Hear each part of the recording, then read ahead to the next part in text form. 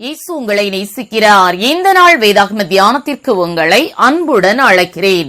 நீங்கள் எனக்கு தீமை செய்ய நினைத்தீர்கள், தேவனோ இப்பொழுது நடந்து வருகிறபடியே வெகு ஜனங்களை உயிரோடே காக்கும்படிக்கு அதை நன்மையாக முடிய பண்ணினார். ஆதியாகமம் 50 அதிகாரம் 20 வசனம். ஒரு சிறிய பட்டணம், திடீரென்று அங்கு பெரிய எழுப்புதல் ஏற்பட்டது. விசுவாசிகளின் தொகை நாளுக்கு நாள் பெருகியதால் சபை கூடுவதற்காக பெரிய மண்டபம் ஒன்றை கட்டி எழுப்பினார்கள். மண்டபத்தை பிரதிஷ்டை செய்து தேவனை துதித்து மகிழ்ந்தார்கள். அது அந்த பட்டணத்தில் உள்ள கிறிஸ்தவ எதிர்ப்பாளர்களுக்கு எரிச்சலையும் பொறாமையையும் தந்தது. அவர்கள் திரளாக வந்து மண்டபத்திற்கு தீ வைத்து மண்டபத்தையும் தரைமட்டமாக இடித்து போட்டுவிட்டார்கள். ஆனாலும் விசுவாசிகள் மன சோர்வடைந்து தளர்ந்து விடவில்லை. கர்த்தர் ஒருபோதும் தீமை செய்கிறவர் அல்ல, எல்லாம் எங்கள் நன்மைக்காகவே செய்வார் என்று சொல்லி தடித்த துணியால் தற்காலிகமாக சபை கூடுவதற்காக ஒரு கூடாரத்தை செய்தனர். அடுத்த ஞாயிறு காலை ஆராதனை நடந்து கொண்டிருக்கும் பொழுது ஒரு பெரிய பூகம்பம் ஏற்பட்டு அந்த முழு பட்டணத்தையும் அது அசைத்தது. பெரிய பெரிய கட்டிடங்கள் நொறுங்கி விழுந்து ஏராளமான உயிர் சேதம் ஏற்பட்டது.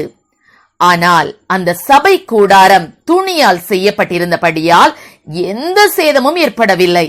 அவர்கள் பழைய கட்டிடத்திற்குள் இருந்திருந்தால் அத்தனை பேரும் மரித்திருப்பார்கள். ஆம், எனக்கு அருமையானவர்களே, தேவன் தம்மை தேடுகிற பிள்ளைகளுக்கு நன்மை செய்கிறவர்.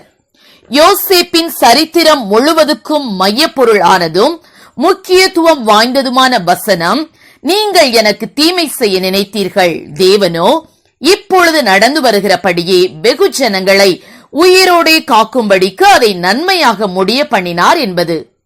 யோசேப்பின் சகோதரர் குற்ற மனசாட்சி உள்ளவர்களாய் கலக்கமுற்றிருந்த வேளையில் யோசேப்பு அவர்களை நோக்கி, பயப்படாதிருங்கள், நான் தேவனா?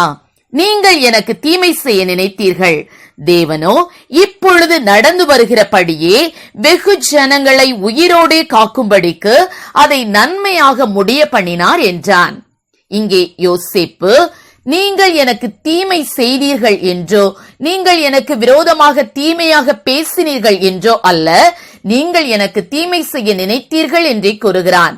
இதன் பொருள் என்னவென்றால், நம் ஜீவியம் தேவனோடு செம்மையாய் இருக்குமாயின் ஒருவரும் நமக்கு தீமை செய்ய முடியாது என்பதே. உண்மையில் அந்த சகோதரர் அவனை பகைத்து குழியில் போட்டு அடிமையாக விற்று பல விதங்களில் அவனுக்கு தீமை செய்ய முயற்சித்தனர். அவை தீமையான செயல்கள் போல தோன்றினாலும் யோசேப்பு, நீங்கள் எனக்கு தீமை செய்ய நினைத்தீர்கள், தேவனோ அதை நன்மையாக முடிய பண்ணினார் என்கிறான். ஆகவே தேவனோடு நடக்கிறவர்களுக்கு யாரும் ஒருபோதும் தீமை செய்ய முடியாது. யாராகிலும் அவர்களுக்கு தீமை செய்ய முயற்சித்தாலும் தேவன் அதை நன்மையாக மாற பண்ணுவார். என் சகோதரர் என்னை எகிப்திற்கு போகிறவர்களிடத்தில் விற்று போட்டது எவ்வளவு நன்மையாயிற்று! அன்று நான் இவ்விடத்திற்கு அனுப்பப்பட்டிராவிட்டால் இன்று ஆடு மேய்க்கும் சாதாரணமான ஒரு மனிதனாகத்தான் இருந்திருப்பேன். நான் எகிப்தின் அதிபதியாக மாறியிருக்க முடியாதே. இக்கடும் பஞ்சத்தில் என் தகப்பனின் குடும்பம் பாதுகாக்கப்பட்டிராதே. போத்திபாரின் வீட்டில் நான் மிகவும் தாழ்த்தப்பட்டதும் என் பெயர் கெடுக்கப்பட்டதும் எவ்வளவு நன்மையாயிற்று!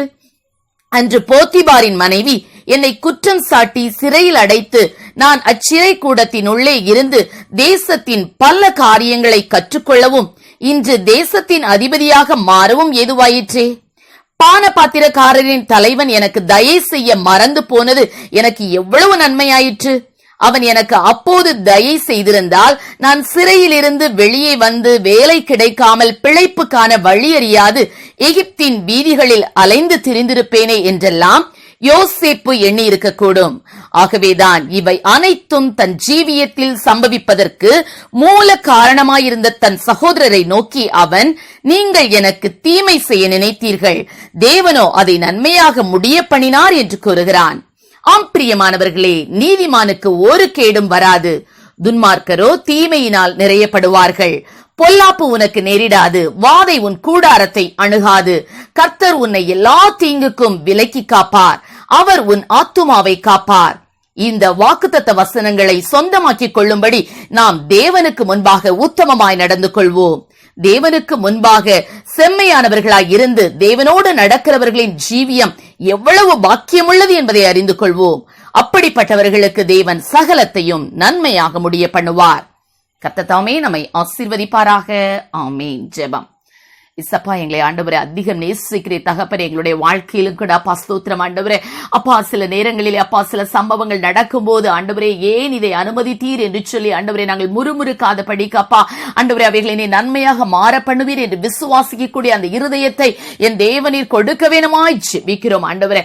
அப்பா ஸ்தோத்திர பிள்ளைகளுடைய வாழ்க்கையில இப்பொழுது ஆண்டவரே வேலைகளை இழந்து ஆண்டவரே அப்பா தீமையான கர்த்தாவை பாதையின் வழியே சென்று கொண்டிருக்கிறேனே என்று கலங்கி கொண்டிருக்கிற பிள்ளைகளுக்கு ஆண்டவரே அவர்கள் வாங்கியிருந்த சம்பளத்தை காட்டிலும் அதிகமான சம்பளத்திலே நல்ல வேலைகளை கொடுத்து அப்பா இந்த இழப்பை அவர்களுக்கு நன்மையாய் நீர் மாற்றி கொடுப்பீராக. ஆண்டவரே மகிழ்ச்சியினால் நிறைய பண்ணுவீராக. இயேசுவின் நாமத்திலே ஜெபிக்கிறோம் நல்ல பிதாவே. ஆமென்.